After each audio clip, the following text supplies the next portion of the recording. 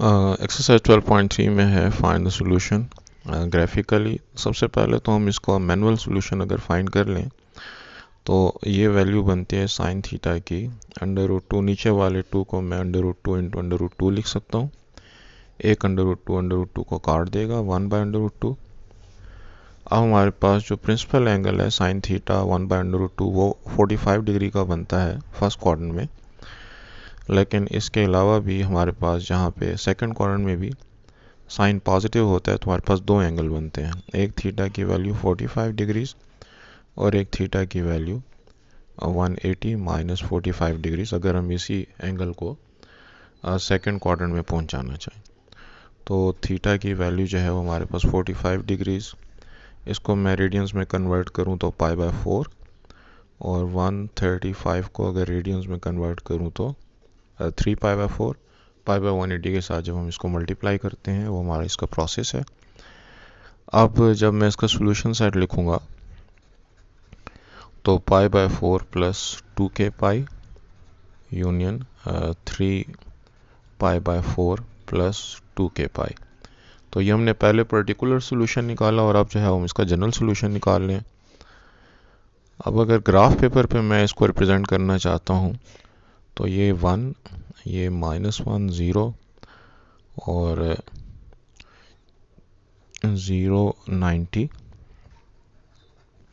180, 270, 360। Sign of 0 0 होता है, sign of 90 1 होता है, साइन ऑफ 180 0, साइन ऑफ 270 -1, 360 0।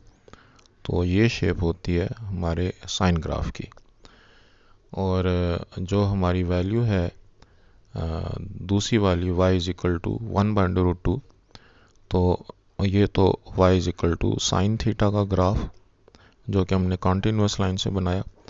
दूसरा ग्राफ जो हमने बनाना है 1/√2 जो कि 0.7 के बराबर है। इसको अगर मैं डॉटेड लाइन से बनाऊं तो 0.7 हमारे पास कहीं यहाँ पे आएगा, 1 से थोड़ा सा नीचे। तो इसको अगर मैं ग्राफ के ज़रिए से रूलर के ज़रिए से ये लाइन खींचूं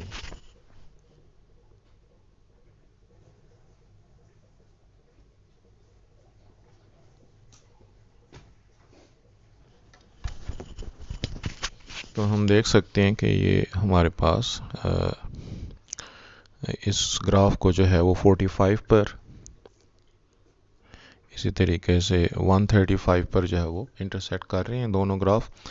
और ये 180 और 360 के बीच में जो है जो वैल्यूज़ हैं वो उनको टच नहीं कर रहा। फिर आगे 360 के बाद यही साइकिल जो है वो रिपीट होना शुरू हो जाएगा।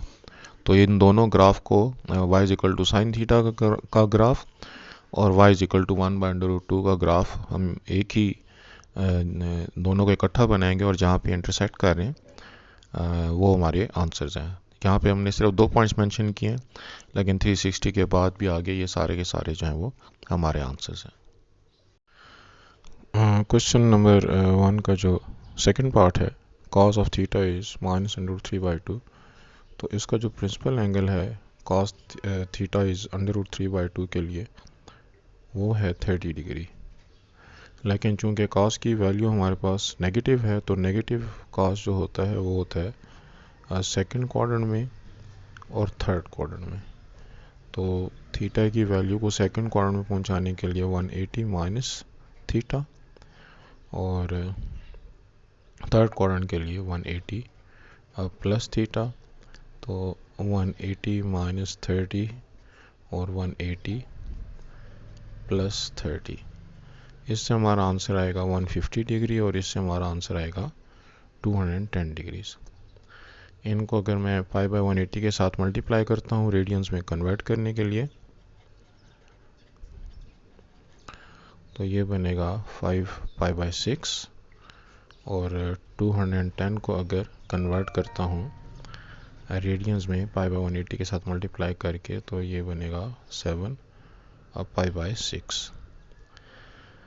अब मेरे पास इसका जो सोल्यूशन सेट है ये तो हमारे पास हो गया ना पर्टिकुलर सोल्यूशन 150 डिग्रीज और 210 डिग्रीज। लेकिन जब हम जनरल सोल्यूशन निकालेंगे तो 5π/6 में 2k मैं ऐड कर दूंगा और 7π/6 में भी मैं 2k पाई ऐड कर दूंगा where k is any integer.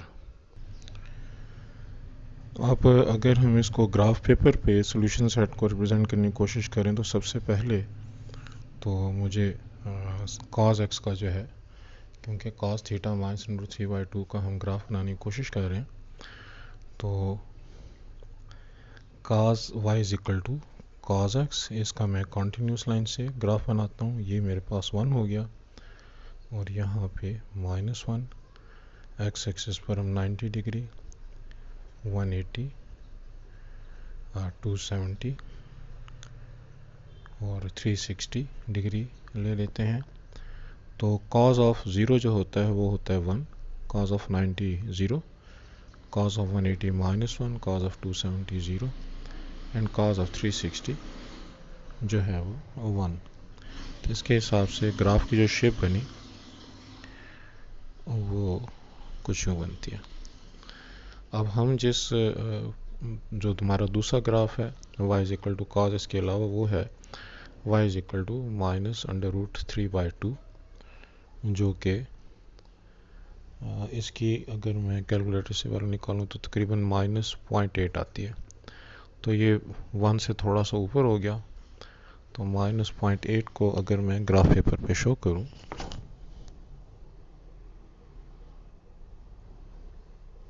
तो ये मेरी ये लाइन बनती है जो कि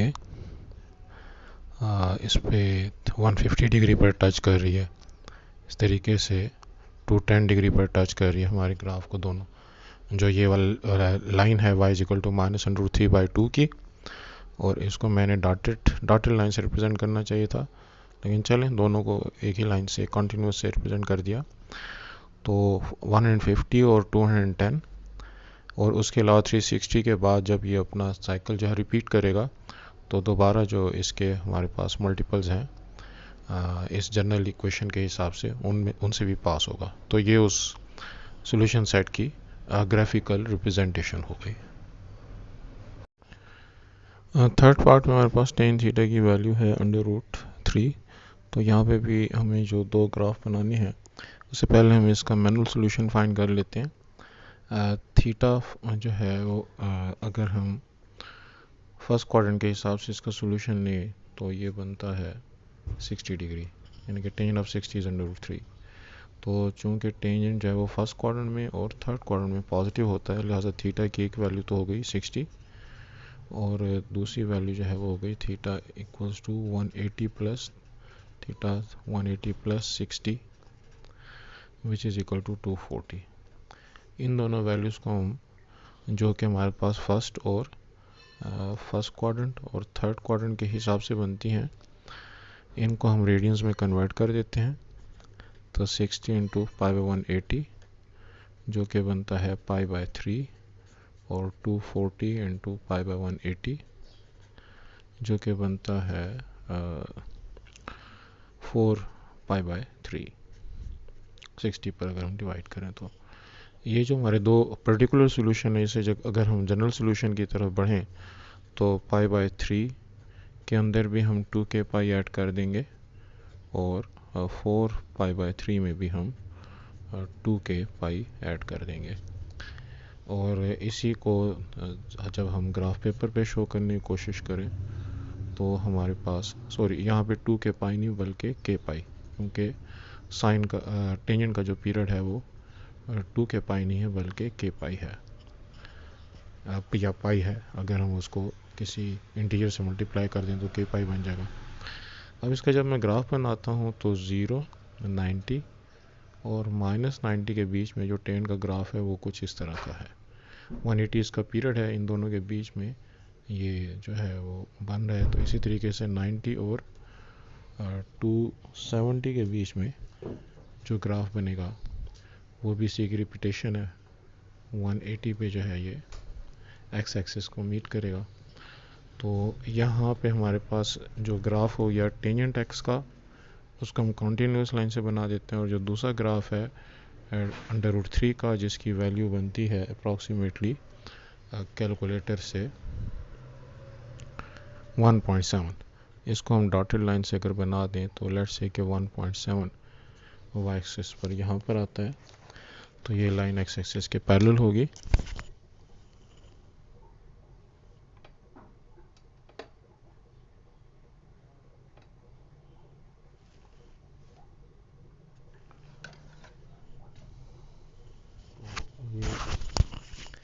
जहाँ पे मीट करता है हमारे ग्राफ को 60 पे और इसके अलावा 240 पे। तो इस हिसाब से जो है वो हम अपने आंसर का ग्राफिकल सॉल्यूशन फिर जैसे जैसे आगे जाते जाएगा, ये चूँकि साइकिल जो है वो रिपीट हो रहा है, तो ये वाली वैल्यूज़ जो बाकी हैं इनफाइनाइट तादाद में, उनको भी ये अटेन करेगा। फोर्थ पार्ट में हमारे पास cos थीटा की वैल्यू है 1/2।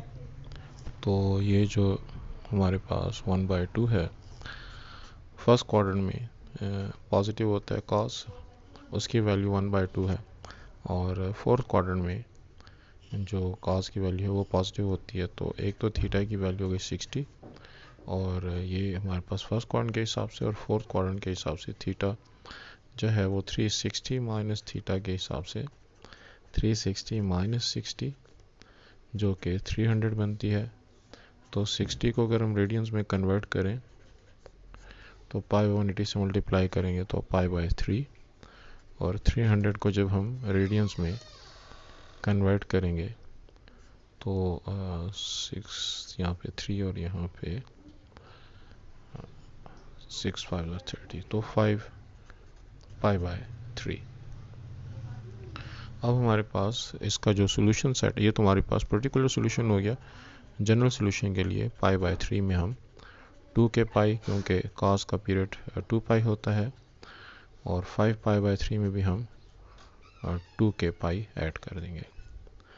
अब अगर मैं इसका ग्राफ बनाता हूँ तो यहाँ पे 0 90 180 270 360, यहाँ पे हम 1 ले लेते हैं, यहाँ पे हम -1 ले लेते हैं। तो cos की जो वैल्यू है वो है जी हमारे पास cos of 0 1, cos of 90 0, cos of 180 -1, cos of 270 0, and cos of 360 is -1। तो y is equal to cos theta का हमने कॉन्टीन्यूस ग्राफ बना दिया, और y इज इक्वल टू 1/2 जो कि 0.5 के बराबर बनता है, उसको हम डॉटेड लाइन पे ग्राफ बना देते हैं। डॉटेड लाइन के हिसाब से 1 के हाफ में 0.5 तकरीबन यहाँ पर है,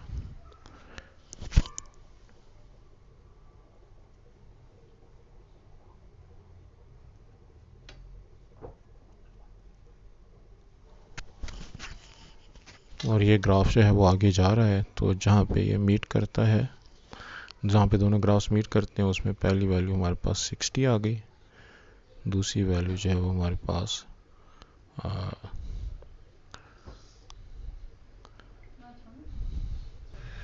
उसके बाद हमारी अगली वैल्यू जो है वो 300, जो कि 270 से थोड़ा सा आगे होगा।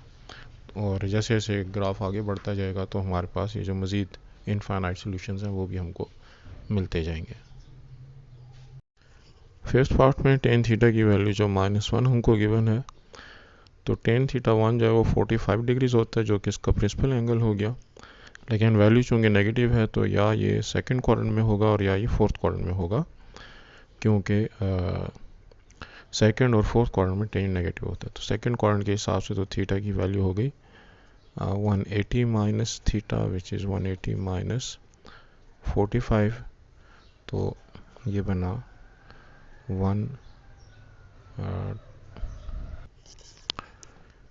135। और जो हमारे पास फोर्थ क्वाड्रेंट है उसके हिसाब से थीटा बना 360 minus theta which is equal to 360 minus जो प्रिंसिपल एंगल है हमारे पास थीटा की वैल्यू फर्स्ट क्वाड्रेंट के हिसाब से 45, उसको हम निकाल लें तो 360 माइनस 45 इक्वल्स टू 315।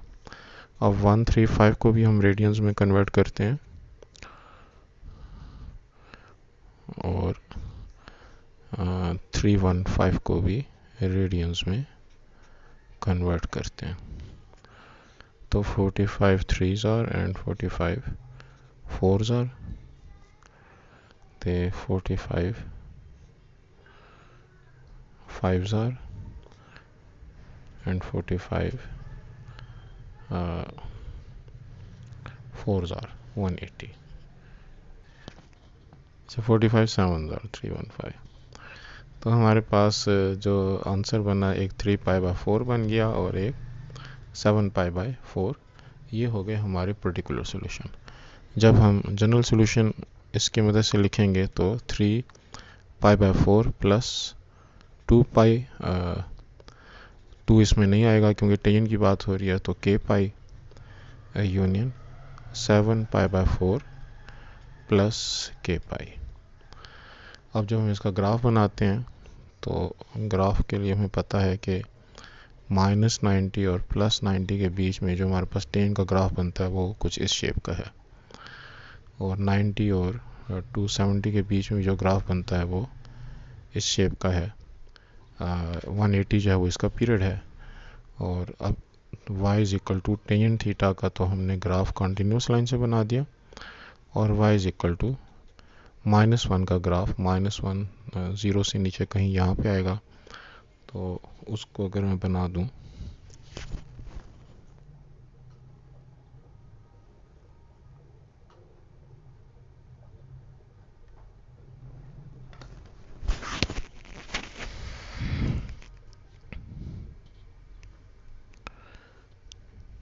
तो यहाँ पे जो हमारे पास 3 पाई बाय 4 है,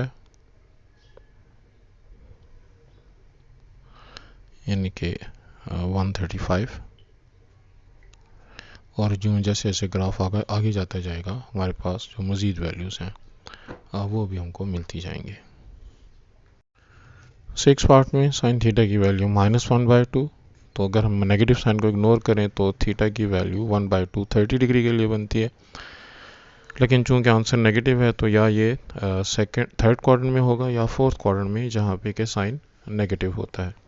तो थीटा की वैल्यू 30 के लिए जब हम थीटा को लेके जा रहे हैं थर्ड क्वाड्रेंट में, तो theta equals to 180 plus theta, that is 180 plus 30 210.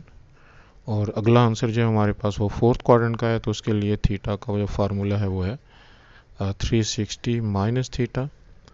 So 360 minus 30 which is equal to 330. अब ये जो हमारे पास दो आंसर आए हैं 210 और 330, इनको हम रेडियंस में कन्वर्ट कर देते हैं. तो pi by 180 37 are and 36 are, तो 7 पाई बाय 6 हमारा एक आंसर आ गया.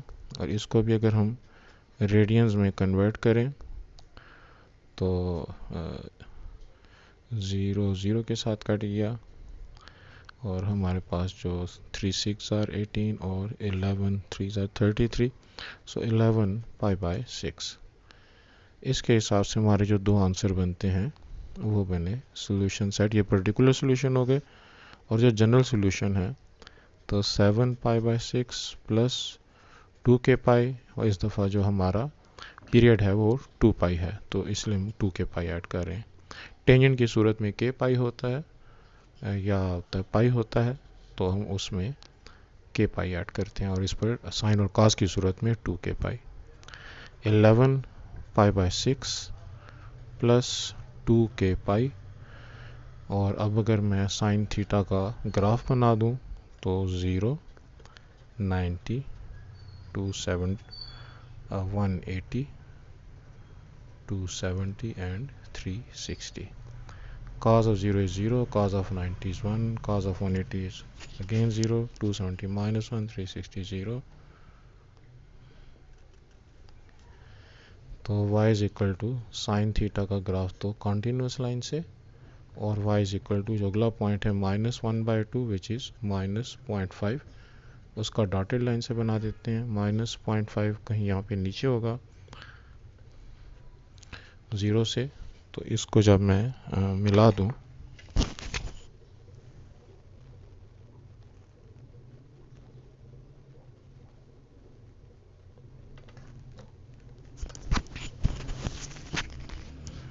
तो ये हमारा जो एक आंसर है 210 180 के बाद, और फिर दूसरा आंसर जो है 330 360 से पहले, ये दो हैं। और उसके अलावा भी आगे हमारे इनफाइनाइट आंसर्स हैं।